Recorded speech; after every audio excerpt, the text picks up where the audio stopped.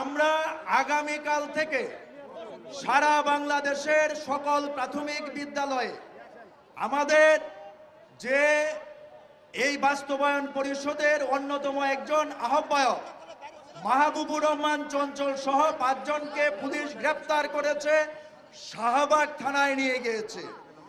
তাদেরকে অবিলম্বে মুক্তি প্রদান করতে হবে, নিঃশর্তভাবে আজ রাত 8টার মধ্যে মুক্তি চাই।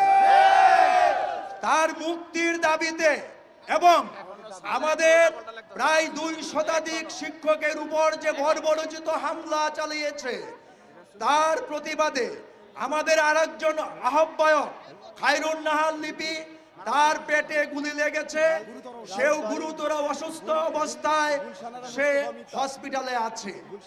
কাজেই এই যে আমাদের নিরীহ শিক্ষকদের শান্তিপূর্ণ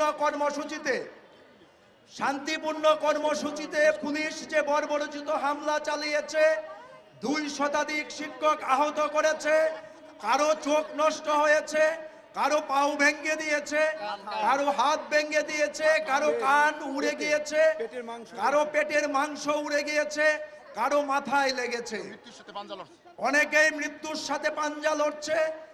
এর প্রতিবাদে এবং যেসব পুলিশেরা এই বর্বরোচিত হামলা চালিয়েছে তার দৃষ্টান্তমূলক শাস্তির দাবিতে আগামীকাল থেকে সকল প্রাথমিক বিদ্যালয়ে অনির্দিষ্টকালের জন্য কর্মবিরতি চলবে।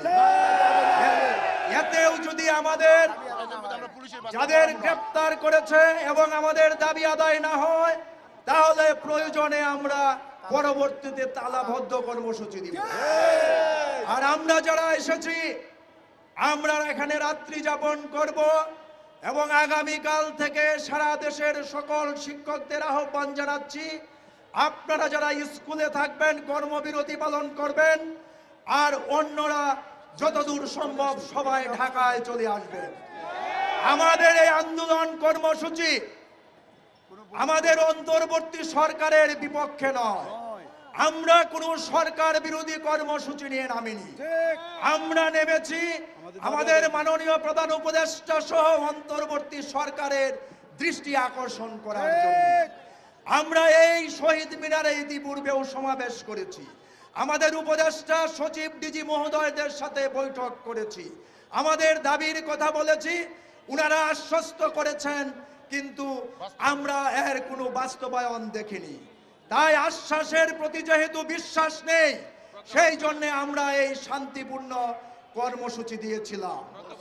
আজই এই কর্মসূচিতে অন্যায়ভাবে যে বাধা দেওয়া হয়েছে, এখন আমাদের পিঠ দেয়ালে ঠেকে গেছে।